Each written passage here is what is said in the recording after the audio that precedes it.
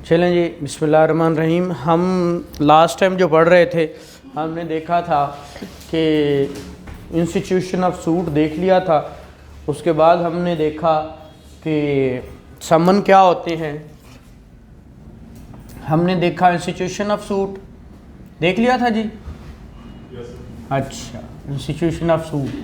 फिर हमने समन्स और नोटिस देखे। फिर उसके बाद हमने कहा कि इसके बाद दो फेजेस खुलते हैं। एक फेज हमने देखा, हमने कहा था appearance of parties, appearance of parties and consequences of non appearance, जो कि ऑर्डर आपका कौन सा है, 9। ये हमने जो लास्ट टॉपिक को कंक्लूड किया था दैट इज ऑर्डर 9। तो आज जो हमारा टॉपिक है दैट इज रिटन स्टेटमेंट। क्या? Written statement. अब रिटन स्टेटमेंट जिसको हम उर्दू में क्या बोलते हैं, जवाब दावा। ठीक है। अब जवाब दावा क्या होता है, ये कब दिया जाता है, ये क्यों दिया जाता है, ये कौन से लॉ के तहत किया जाता है और क्या क्या लॉजिक्स हैं, इसको एलेबोरेट करने के लिए आज हम यहाँ पे मौजूद हैं। हम कह रहे हैं कि रिटन स्टेटमेंट, जवाब दावा। अब देखिए, पार्टीज हमेशा किसी भी दावे में दो होती हैं। दो से मुराद एक साइड प्लेंटिफ होती है और एक साइड डिफेंडेंट होती है। जो प्लेंटिफ साइड होती है वो सिर्फ इंस्टीट्यूशन की तरफ जाती है ना, लेकिन जो आके ज्वाइन करती है, डिफेंड करती है, डिफेंस करती है, that is called written statement, जो वो जवाब दावा देती है। क्योंकि हमने कहा सूट मीन दावा। ठीक है, जो हमने सेक्शन 26 भी पढ़ा था, ऑर्डर 4 भी पढ़ा था, ऑर्डर 4A भी पढ़ा था, समन हमने ऑर्डर 5 पढ़ लिया था। फिर इसको फर्दर खोलते हुए ऑर्डर 1 भी पढ़ लिया था हमने, ऑर्डर 2 भी पढ़ा था, ऑर्डर 3 भी पढ़ा था, ऑर्डर 6 भी पढ़ा था, 6 भी पढ़ा था, 7 भी पढ़ लिया था। ठीक है, वो सारे हमने इसको पढ़ते हुए जो है, जो इंस्टीट्यूट करते हुए हमने सारा कुछ देख लिया था। ठीक है, अब आज जो है वो ऑर्डर 8 पढ़ना है हमने। क्या? ऑर्डर 8, जो कि बहुत इम्पॉर्टेंट है और आपको पता होना चाहिए। जब आप दावे का जवाब दावा देने जाओ तो मोस्टली आप जो प्रैक्टिसिंग होते हैं या आप जितने इंटरव्यू में जाएंगे या आप किसी रिटन एग्जामिनेशन में जाते हैं तो आपसे क्वेश्चन जो पूछे जाते हैं फ्रीक्वेंटली वो इस तरह के ही होते हैं कि हमें वो बाजू का समझ नहीं आते। तो ये रिटन स्टेटमेंट, यहाँ पे हमने कोर्ट का नाम जो लिखा था ना वो ओपन था। हमें एडमिनिस्ट्रेटिव कोर्ट का नाम लिखा था, जो कि हमारे यहाँ इधर सिविल जज, सीनियर सिविल जज पाया जाता है। कहीं पे वो कोई होगा, कहीं पे कोई होगा, लेकिन जब इसको लिखेंगे तो इसके लिए उसने स्पेसिफिक नाम कर दिया। पर नाम स्पेसिफिकली लिखना है पहले उस जज का, वजह कि वो अब नोन है। पहले वो अननोन था, सिर्फ एडमिनिस्ट्रेटिव जज था, उसका पर्टिकुलर नेम नहीं था। अब यहाँ ABCD कोई भी नाम, आप में से किसी का नाम, जो सब कल सिविल जज बन जाएंगे या एडिशनल बन जाएंगे, तो आप जो होगा वो आप लोगों का किसी का एक नाम होगा। अब जवाब दावा के कंटेंट्स को खोलने से पहले अब देखते हैं जवाब दावा। ये तो एक, अब सारों को पता होगा कि पार्टीज वही रहेंगी। अब बाज़ औक़ात मैंने शुरू में ये भी देखा कि आप जवाब दावा दिन अपनी पार्टी पहले रख ली, ठीक है, दूसरी को बाद में ले गए। तो शुरू में हमने ये चीज़ें भी देखी, लेकिन खैर पार्टीज़ की सीक्वेंस वही है, सूट का टाइटल वही है, सिर्फ उसको रिटन रिप्लाई करना है, नीचे आके आपने अपने फैक्ट्स देने हैं। अब देखिए, फैक्ट्स के अंदर बात करते हुए कि फैक्ट्स कैसे देने हैं।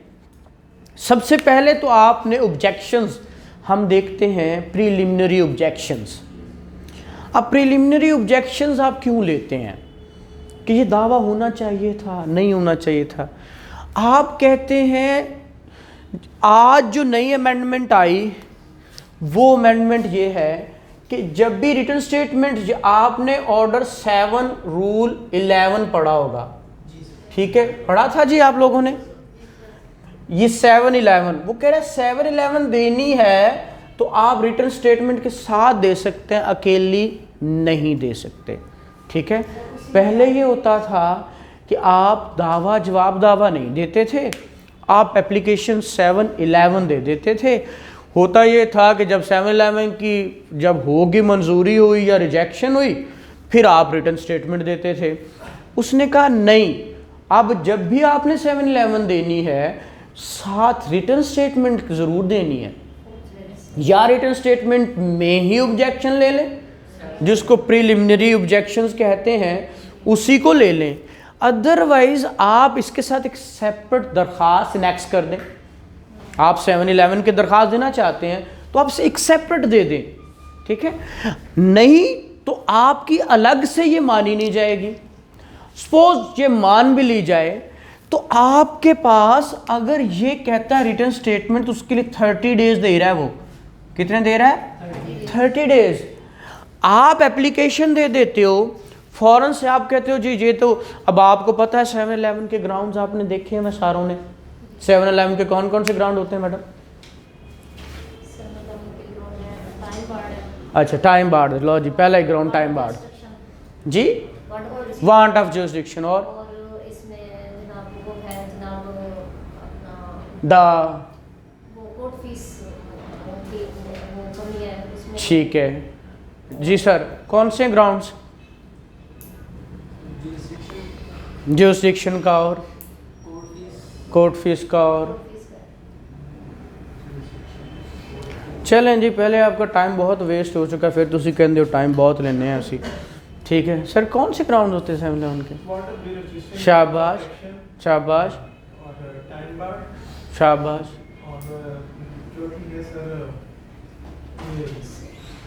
चलें कोई नहीं, तो कोर्ट, अच्छा जी मैडम, कौन से हैं? हाँ जी, कोर्ट फीस का है, वो सारे ਨੂੰ ਵੰਡਦੇ ਉੱਥੇ ਸਾਨੂੰ ਹੁੰਦਾ क्या है जी? कोर्ट फीस ही है बस जी सर।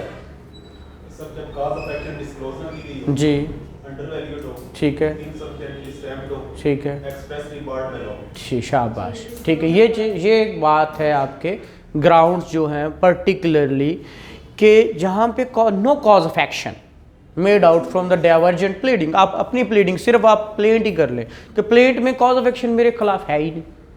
जब कॉज ऑफ एक्शन ही नहीं है तो फिर मुझे पार्टी क्यों बनाया, मेरे खिलाफ दावा कैसा? फिर सूट इसने जो किया है that is undervalued and sufficient time is given to the plaintiff but he is unable to make up that deficiency, ठीक है। अब अंडर वैल्यूड से क्या मुराद था? अंडर वैल्यूड से क्या मुराद था? नहीं बेटा, deficiency something else. Suit valuation act, अब भी आप कह रहे हैं मैं हमारा सिलेबस ज्यादा हो गया, मैं कहता हूँ अभी भी कम है। हाँ भाई, सूट वैल्यूएशन तो पढ़ा नहीं रहे आपने एलएलबी में पढ़ा था? गंदी नहीं चले खैर। अच्छा, सूट वैल्यूएशन देखिए, सूट वैल्यूएशन के तहत की मुराद हम ये कह रहे हैं कि जब आपने एक साथ में एक नथी करते हो जी, ये मेरा एग्रीमेंट टू सेल है ना, तो वो एग्रीमेंट के ऊपर कोई डीसी अगर वैल्यू लिखी नहीं हुई, आपको आपकी प्रॉपर्टी का कैसे पता कितने की है ना, कि कोई नहीं पता वो प्रॉपर्टी। फिर वो तुसी वो ना कहना जिमें वो साढ़े एक साहब कहते हैं कि मैंने महल ख़रीदा था 5,000 रुपये पर एकड़ में, वो भी तो हो सकती है ना, उसे कहते हैं अंडर वैल्यूड सूट, ठीक है। सूट की एक्चुअल वैल्यू थी 5 करोड़, मैंने 50,000 लिख दी, किसके लिए? कि मैं कोर्ट फीस बचा लूँ, ठीक है। वो कहता है नहीं, मुझे तो पता चल गया आपने जो भी लिखी है कोर्ट फीस नहीं लगानी, मैं देख लिया, अब तुम्हें ये कह रहा हूँ कि तुम जो है इसकी डेफिशिएंसी दूर करो। अगर वो नहीं करता फिर वो plaint liable to be dismiss, वो 7-11 का ग्राउंड है। तीसरा है इनसफिशिएंटली स्टैम्प्ड, जिसको कोर्ट फी का नाम दे रहे हो आप, वो इनसफिशिएंटली स्टैम्प्ड है। अब उसके लिए भी आपके पास उसने भी दी है उसके अंदर कि आपको अपॉर्चुनिटी दे रहा है कि मेकअप करो दैट डेफिशिएंसी, लेकिन नहीं करते।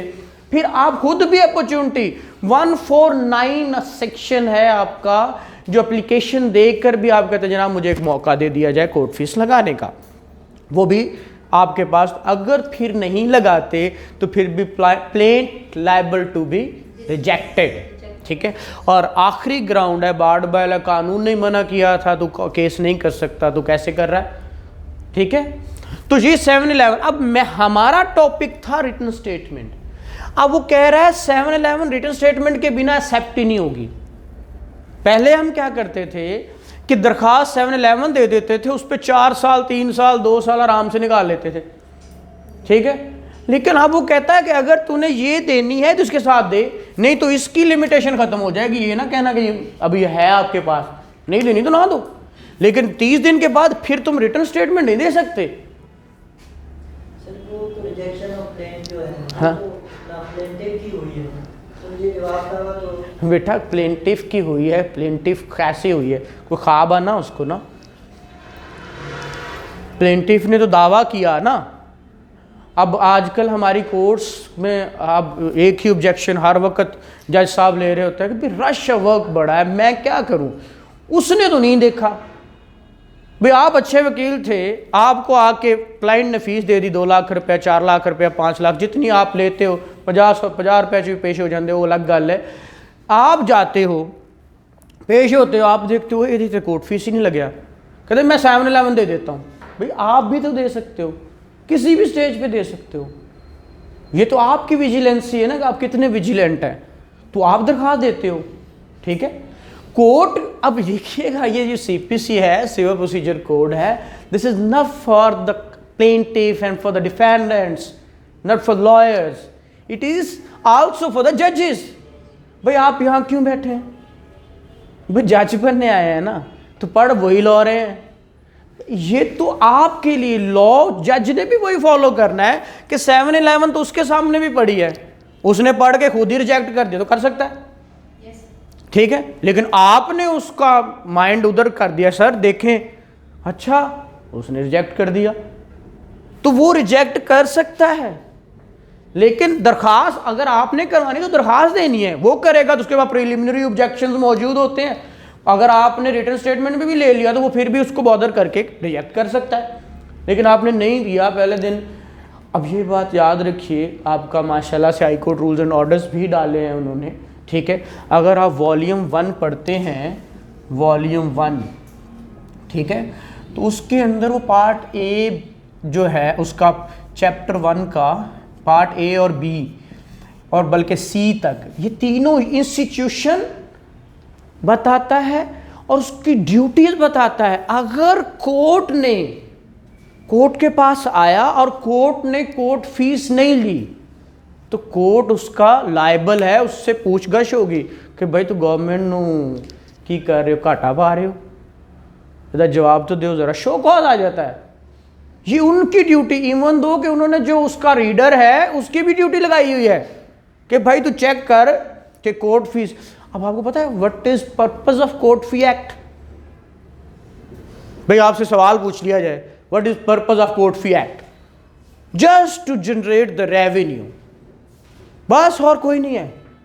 रेवेन्यू जनरेट करने के लिए कोर्ट फी एक्ट है, ठीक है, और कोई उसका पर्पस नहीं है।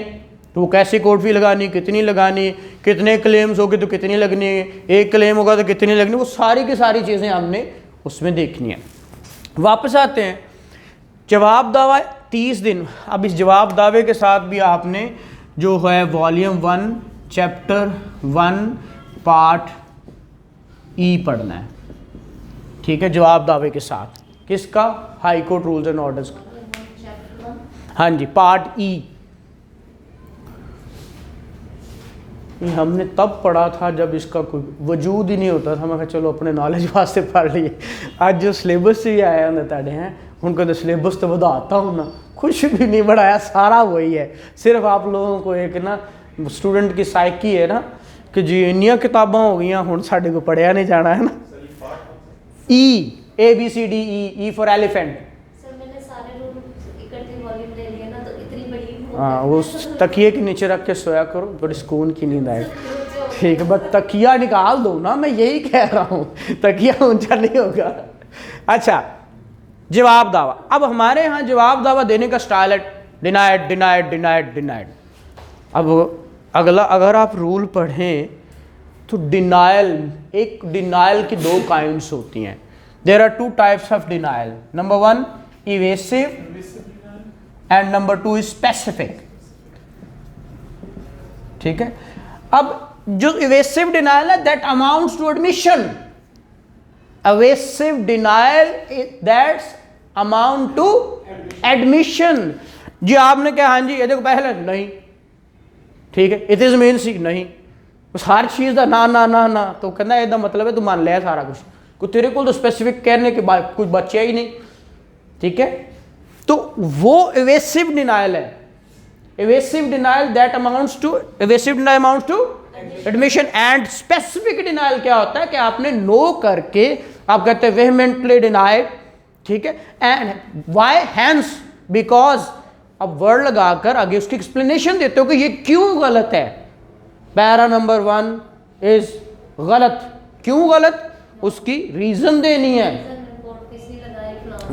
कोर्ट फीस तो ਤੁਹਾਡੀ मर्जी है ना, जो मतलब वो मैं वही अर्ज कर रहा हूँ ना, वो तो आपकी स्टोरी अपनी है ना, वो जो भी आप लेना चाहते हो वो आप ऑन मेरिट्स आके, इससे पहले आप अपनी, जैसे उसने लिया था यहाँ पे अपने कहा था कि जो उसने जितने ग्राउंड्स लिए पहले आप ऑन मेरिट्स से पहले प्रीलिमिनरी ऑब्जेक्शंस में आ रहे थे, तो वो प्रीलिमिनरी ऑब्जेक्शन की तरफ गए थे ना आप, तो उसका जवाब अब वो तो आप जवाब दावा में लेके आ रहे हो, ये डिनायल थी हमारे इसके अंदर। अब देखिए इसके अंदर भी जब रिटर्न स्टेटमेंट लिख रहे हैं तो आपने हमेशा से, अब देखिए कुछ सूट्स होते हैं मनी सूट्स, मैडम बहुत पहले पढ़ लिया था। सेट ऑफ एक वर्ड यूज होता है, सेट ऑफ, वो क्या होता है, जब आप रिटर्न मांगते हैं ना, मतलब बाजुकात होता है कि एक क्लेम कर लेता है पैसे, दूसरा आगे कहता है जनाब नहीं मैंने तो इससे डबल लेने हैं, इसने तो थोड़े मांगे हैं। कहता अच्छा तो फिर तुम भी साबित करो। तो जब आप काउंटर क्लेम कर लेते हैं, क्या करते हैं, काउंटर क्लेम, काउंटर क्लेम, इसको सेट ऑफ, ठीक है, ये काउंटर क्लेम, ये ऑर्डर 8 है और रूल 6 है। ठीक है, जब काउंटर क्लेम करते हैं तो आपकी return statement act as plaint करती है। ठीक है, और इस पे भी वैसे ही कोर्ट फी लगता है जैसे आप प्लेंट पे लगाया था। आपने जब इंस्टीट्यूशन ऑफ सूट हमने देखा था डिटेल में, तो उसके अंदर हमने ये देखा था कि उसके ऊपर कोर्ट फी लगाया था। कौन से लॉ के तहत कोर्ट फी लगाया था, कोर्ट फी पूछा है, कौन सा लॉ था मैडम, कोर्ट फीस पूछा है, कोर्ट फीस कौन सा लॉ था, कोई तो ठीक होएगा ना, कहना जी डॉक्टर को जाओ इतनी दवाइयां दे देंदा, भला क्यों, किसी नाल तो ठीक हो ही जाएगा, आ नहीं तो आ काम कर जाएगी, आ नहीं तो आ कर जाएगी, वही गल्लां करन दे ना, वो 19 नहीं 20 नहीं फलाना, तो कोई तो सही हो जाएगा। ओ भाई वो प्रोसेस फी है, जिसको तलबाना कह रहे हैं आप। वो आज एक बंदा पेश हुआ, मुझे बड़ी हैरानगी, वो तलबाना जमा करा रहा था, तो अब वो दूसरा कहता है रीडर, ओ अहमद कहते सर टिकट तो लाएगा ना, टिकट लभी नहीं रख, मैं मेरा परपस की है जे वो तुसी ओनू इंजी देना है, मैं कमाल हो गया यार, ऐसा भी चलता है भाई। अच्छा खैर, उस समय ना तलबाना जमा कराना लाजमी है, ये नहीं पता कि पैसे जमा कराने लाजमी ने। ठीक है, तो वापस आते हैं काउंटर क्लेम पे। ये काउंटर क्लेम जब भी करते हैं ज़्यादातर ये मनी सूट्स, जब भी मनी सूट होगा उसके अंदर आप उसका काउंटर क्लेम करते हैं, और जब क्लेम करते हैं तो उसके अंदर आप सेम वही सारे रूल्स अप्लाई होंगे जो प्लेंट पे थे। इवन दो कि आपका अगर प्लेंटिफ आना बंद हो जाए तो आपका प्लेंट सपोज खारिज हो जाए, दावा खारिज हो जाए, तो रिटर्न स्टेटमेंट इंटैक्ट रहेगी एज ए प्लेंट, ठीक है, एज ए प्लेंट, और आपने नोटिस करवाने उसी पे डिक्री भी आएगी। याद रखिए उस रिटर्न स्टेटमेंट के बिहाफ पे डिक्री आ जाएगी, ठीक है। ये आपका था ऑर्डर 8 रूल 6। इसके आगे चलते हैं। आप अभी तलबाने की बात कर रहे थे हमने तलबाना और साथ में एक एड्रेसेस ऑफ पार्टीज कभी सुना हो, आप लगाते हैं उसको क्या, फर्द पुता के पता, अच्छा फर्द पता, कौन से लॉ के तहत, पत्ता वाला नहीं, दूसरा पता, वो पत्ता नहीं ता, अच्छा कितने कौन से लॉ के तहत लगाते हैं मैडम, पता नहीं, अच्छा जी सर कौन से लॉ के तहत लगाए, बहुत है पर पता नहीं है जी, कौन से लॉ के तहत जी, पता है कि नहीं पता है, बस इधर आ जाओ, शाबाश, गलत जी जी, नहीं मैं फर्द पता पूछना है,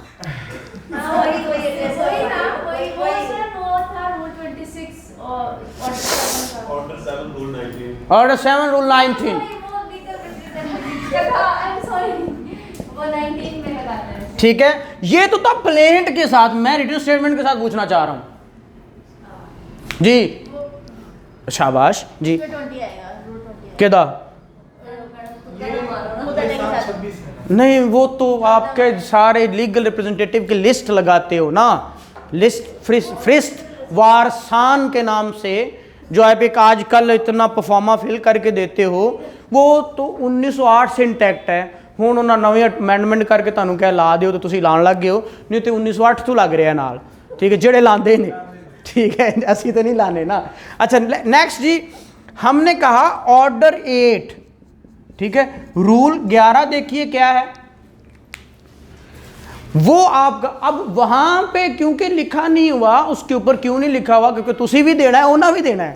अब रोज हर एक पे ऊपर मैं लॉ लिख दूं तो फिर तो खराब हो जाना ना, इसलिए वहां पे वो उसको लॉ नहीं लिखते। अब यही फरिश्त वारसान की बात कर रहे थे, उसके अंदर आप ऑर्डर 7 रूल 26 था, यहां 8 13 है, ठीक है, फरिश्त वारसान, ठीक है, यहां पे भी फहरिस्त वारसान, सर ने भी परसों पूछा था कौन से लॉ के तहत, ठीक है। तो ये फहरिस्त वारसान ऑर्डर 7 रूल 26 प्लेंट के साथ है, लेकिन आप तो आज जवाब दावा दे रहे हैं, ठीक है, तो यहां पे भी कोई कानून होना चाहिए। तो यहां उसने कहा ऑर्डर 8 रूल 13 के तहत लगेगा। अब मोस्ट इंपॉर्टेंट चीज एक इसके अंदर आती है, दैट इज ऑर्डर 8 रूल 10। वो क्या है, अब ये हम सारे ये पढ़ रहे थे कि 30 दिन के अंदर उसने क्या देना है, जवाब दावा देना है, वो नहीं दे पाता तो कोर्ट की डिस्क्रिप्शन है कि 30 दिन और दे सकता है, एक अपॉर्चुनिटी और दे दे, लेकिन वो कंटिन्यूसली फेल हो रहा है, फिर कोर्ट क्या करे, वो ऑर्डर 8 रूल 10 है, ऑर्डर 8 रूल 10। अब ऑर्डर 8 रूल 10, इसके अंदर 2 चीजें मौजूद हैं। एक कि अगर तो वो दावा जवाब दावा ले आए, ठीक है, तो फिर तो बात ऑर्डर ये तो होनी नहीं ना, फिर तो और की तरफ चल, लेकिन नहीं लाया, फिर उसके खिलाफ एट वंस जजमेंट पास कर दे, प्लेंटिफ की बात सुनकर ही उसकी एट वंस जजमेंट पास कर दे, ठीक है। और दूसरी बात उसके अंदर है कि या फिर उसको जो अच्छा लगता है वो ऑर्डर कर दे, 2 चीजें। अब दूसरा अच्छा लगना हमारे प्रैक्टिस के अंदर ये है कि उसका राइट स्टक ऑफ कर देते हैं, उसका जवाब दावे का हक तलफ कर लेते हैं, खत्म कर देते हैं, ठीक है। तो ये है टोटल आपका ऑर्डर 8। अब देखिए हमारे यहाँ रिटर्न स्टेटमेंट नहीं आई, उसका राइट स्टक ऑफ हो गया या जजमेंट एट वंस आ गई, दो काम हो सकते हैं। अब बात होती है रेमेडी क्या है मौजूद। अभी मैडम बाहर मेरे से पूछ रही थी कि सर अगर ऐसा कोई ऑर्डर 7 है या ऑर्डर 8 है, रूल 10 है, या ऑर्डर 7 रूल 10 का उन्होंने क्वेश्चन पूछा कि 7-10 के अंदर अगर प्लेट रिटर्न हो गई तो रेमेडी क्या है। क्वेश्चन तो वैलिड था, तो मुझे आंसर करेंगे 7-10 रिटर्न ऑफ प्लेट। मैं बता देता हूं, रिटर्न ऑफ प्लेट जब आप सारे ज्यूरिसडिक्शन, उन्होंने भी ज्यूरिसडिक्शन कहा, उन्होंने भी, इन्होंने भी, किसी ने ज्यूरिसडिक्शन का कहा ना कि 7-11 वो ज्यूरिसडिक्शन का नहीं है, 7-11 का ग्राउंड ज्यूरिसडिक्शन नहीं है, वो 7-10 है। ठीक है, अब 7-10 है, उसने कहा भी मेरी तो ज्यूरिसडिक्शन ही बनती, मेरे पास कहाँ आ गए हो, मैं तुम्हें ये लिख कर वापस भेजता हूँ, जाओ। वो रिटर्न कर देता है। आप कहते हो नहीं तुम्हारी बनती है, उसने कहा मेरी नहीं बनती, भाग जाओ। तो क्या रेमेडी है आपके पास। सर ये नॉन अपीलेबल ऑर्डर है, इसमें रिवीजन लाइक करेंगे, ये हमारे पास पेंडिंग रिवीजन थी। मैंने पूछा है ना कैसे, मुझे तो वो कोई बताए ना, सॉलिड आंसर करें। इसमें जो ना अपीलेबल ऑर्डर भी नहीं है और ना अपीलेबल ऑर्डर। अपीलेबल ऑर्डर किसको कहते हैं, जहाँ पे अपील प्रोवाइडेड थी कहाँ पे है। वो अपीलेबल ऑर्डर 42 है। 42 का क्या सेक्शन, ऑर्डर ऑर्डर 42 मेरा नहीं ख्याल है ऑर्डर 42। 2 या 43 है। तो फिर या तो 43 पे आओ ना डायरेक्ट। जी सर। अच्छा, उसका पहले देखे निकालो।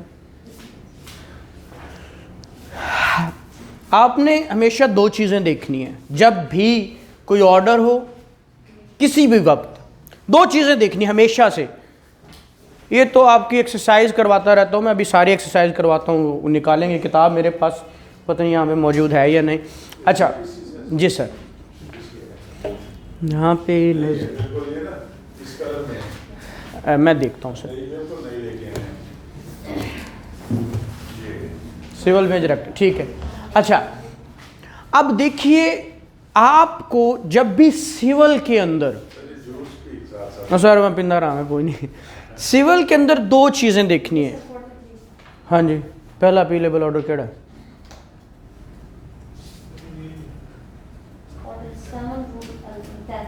है ना, तो उसे कहते नहीं है,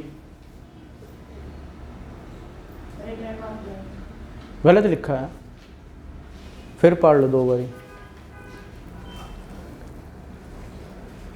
अच्छा खैर छोड़े, मैं अभी आपको क्लैरिफिकेशन देता हूँ, उसको बंद कर दें, परेशान हो जाएंगे आप।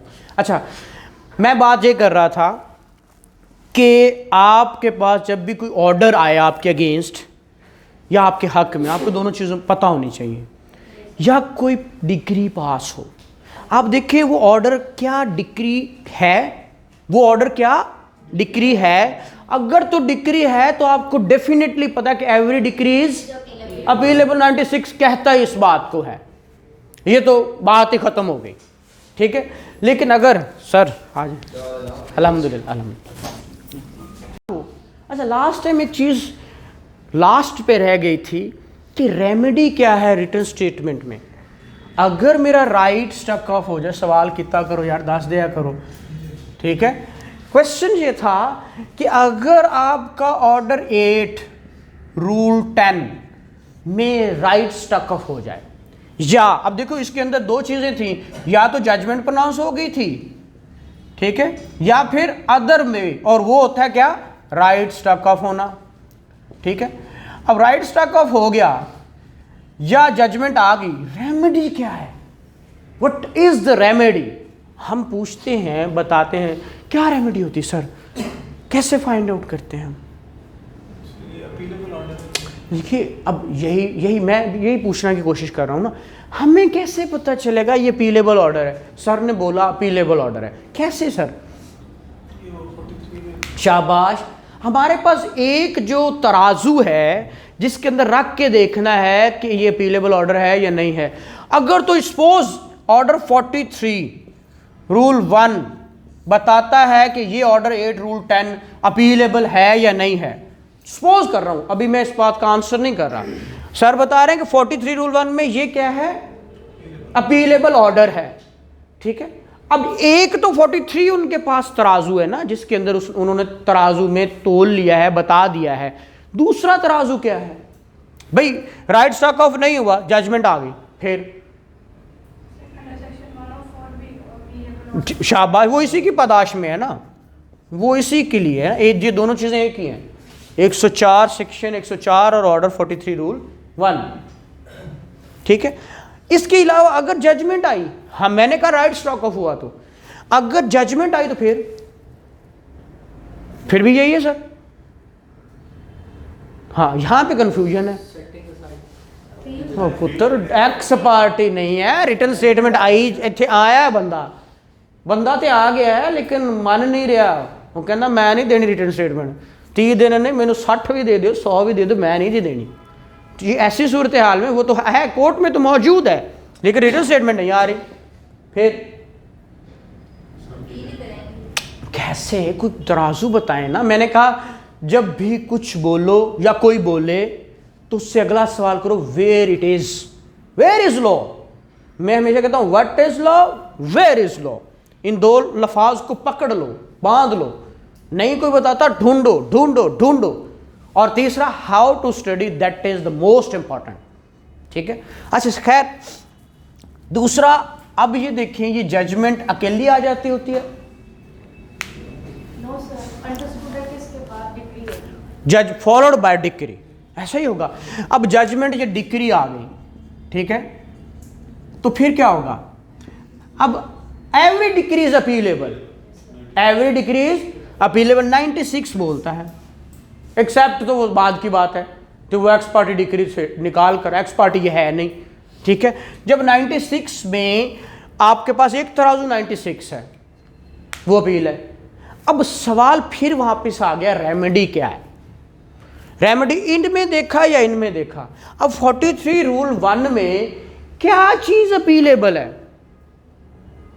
भाई? सवाल है ना, आपके पास किताबें मौजूद हैं, लेटेस्ट किताबें होंगी, ठीक है, वालेकुम, लेटेस्ट किताबें हैं, ज़रा निकाल के ये देखिए, क्या ये ऑर्डर 43 रूल 1 में ऑर्डर 8 रूल 10 अपीलेबल ऑर्डर है या नहीं?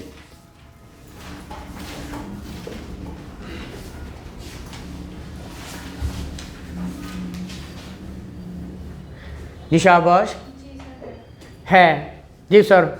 और कोई है? क्या लिखा हुआ जी, बताइएगा, शाबाश पढ़िएगा। An appeal shall lie from the following orders. नहीं वो ठीक है जो आप कह रहे हैं, An order under rule 10 of ये तो 7 है। ये वाली। अच्छा, An order under rule ये 10 of- पंजाब अमेंडमेंट वाली किताब है आपके पास? नई वाली है जी। नई वाली है। अब देखिए ये, अब आप इसके अंदर ना एक करेक्शन करें, जो क्योंकि लाहौर में आपने पेपर देने हैं पंजाब में रहते हुए, तो जो नीचे उसने एक छोटी सी स्लॉट बनाकर, ये देखिए यहाँ पे उसने कहा है क्लॉजेज ए ख़त्म कर दी, सी ख़त्म कर दी, ई ख़त्म कर दी, एफ ख़त्म कर दी, जी एच आई के एल एम एन ये सारी ओमिट कर दी उसने। क्या किए? Shall be omitted. तो हम अभी भी समझ रहे हैं कि दे आर इन टैक्स, ठीक है, इसको निकाल दिया। अब देखिए, बंद कीजिए, ज़ान हो जाए। देख ये रहे थे कि आया कि अब जो पंजाब अमेंडमेंट 2018 में आई ना, उसके अंदर उन्होंने जो ऑर्डर 8 जो आपका ऑर्डर 43 रूल 1 है ना, उसके अंदर बहुत सारे अपीलेबल ऑर्डर्स को उड़ा दिया। उनका ये अपीलेबल ऑर्डर्स नहीं रहे। पहले 710 पहला हुआ करता था, अब उन्होंने वो उड़ा दिया, अब 810 कर दिया। बट इसके अंदर एक चीज़ मैं समझाऊंगा आपको जो समझने वाली है। अब उसके अंदर उसने कहा कि ये अपीलेबल है, अपीलेबल ऑर्डर है, बट ये सारा अपीलेबल नहीं है। ये आपको मैं पॉइंट आउट कर रहा हूँ। क्यों? उसके अंदर अगर जजमेंट पास हुई हो तो अपीलेबल है,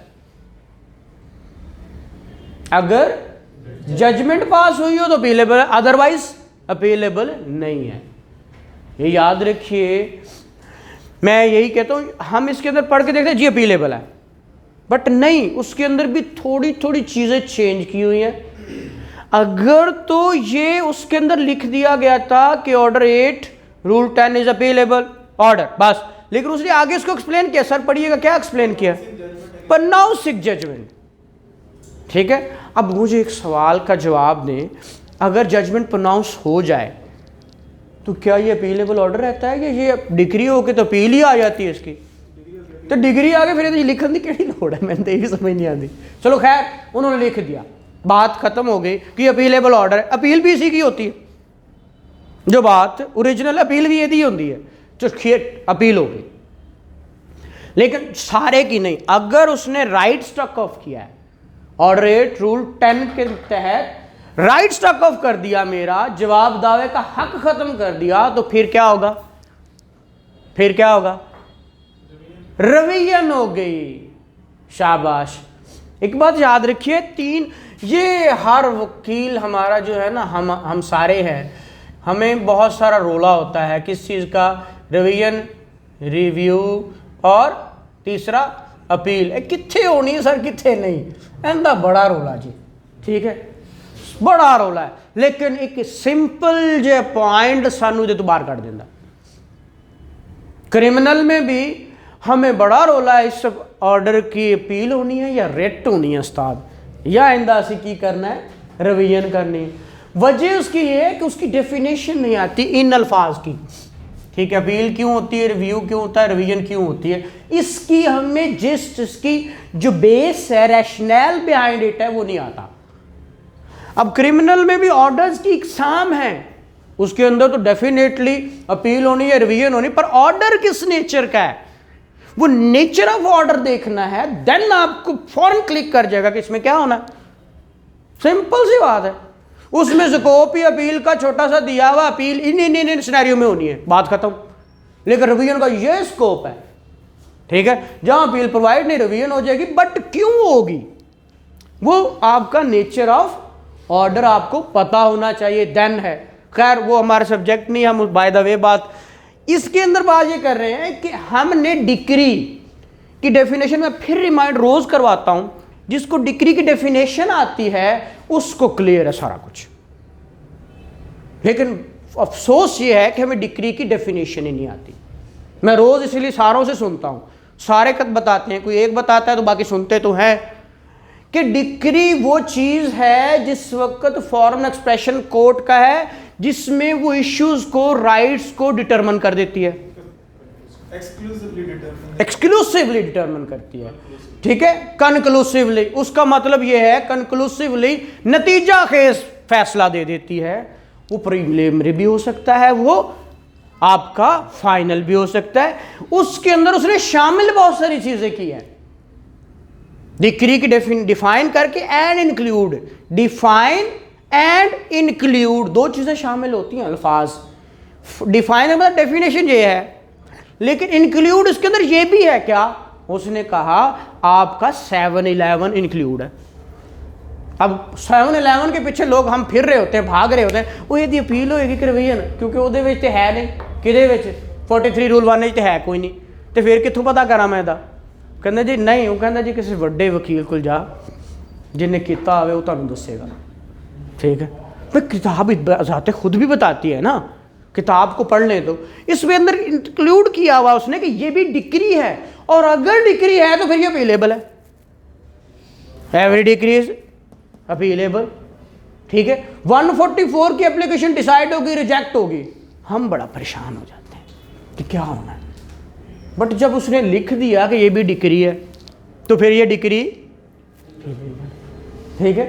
जब उसने कहा कि ऑर्डर 21 रूल 60 है, इसकी एप्लीकेशन डिसाइड होगी या 98 या 100, 101, 103, हमारे यहाँ जो मोस्ट ज़्यादातर इम्प्लीमेंटेशन इन्हीं की हैं। ठीक है, तो जब इनकी हैं तो फिर वो कहता है ये भी डिग्री है, अगर ये डिग्री है तो फिर वो अपील। रोला जिन्ना चीज़ा दी सी उन्हें खुद लिख छड्या, तो बाकी जो रह गई, अब रह गया एक चाचा रिव्यू तो एक रिवीजन है। अब रिव्यू का स्कोप ही इतना सा है कि कोई अगर नाम अजमल की जगह अमजद, या 1000 की जगह 200 100 लिख दिया, या 10,000 की जगह लाख लिख दिया, error floating on the face of record, simple सी बात है, वो आप कर दो, बाकी बचती एक ही चीज़ है कि जिथे कुछ ना लभदा है उथे रिवीजन कर दिओ ते गल सिंपल फाइनल मुक जाती है, लेकिन असीं कदे नहीं मुकाई। ठीक है, खैर मुकानी पैसी मैं तो मुका लाँगा, तुसीं ना मुकाओ तो होर गल है। अच्छा वापस आ गए, अब इसका पता चल गया 43 रूल 1 सारे का सारा आपको रेमेडीज बता रहा है, बट फुल फ्लैज नहीं, उसके अंदर भी क्या है, छोटे छोटे लकूनास हैं, छोटी छोटी चीज़ें वो दे रहा है, छोटी बचा लेता है। जैसे ऑर्डर 7 ऑर्डर 8 रूल 10 लिख तो दिया, असी इन्ना लब के कहने लो जी अपीलेबल, लेकिन अगे उन्हें होर कदगल लगा छड़ी और एक चेक दे दिया, उसने कहा नहीं only when pronounce the judgment, बस यहां पे रोक दिया। ऐसे ही है सर जी। उसने आगे अदर मोड का नहीं लिखा, अगर लिखा होता तो फिर या तो इसको भी मिटा देता, 7 8 10 लिख देता, तो फिर भी मजेदार बात है कि दोनों में अपील हो जाएगी, लेकिन नहीं। तो इसलिए सारों में उन्होंने कहीं कहीं चेक दिए हुए, सारे के सारे वो अपीलेबल नहीं हैं। अपीलेबल लिखा भी होगा बट सारा नहीं, अगर रिवर्स हो तो फिर, अगर एक्सेप्ट हो तो फिर, किसी में रिवर्स होगा तो अपील होगी, किसी में एक्सेप्ट होगा तो अपील होगी। ठीक है, दोनों नहीं। ठीक है, तो ये सोचते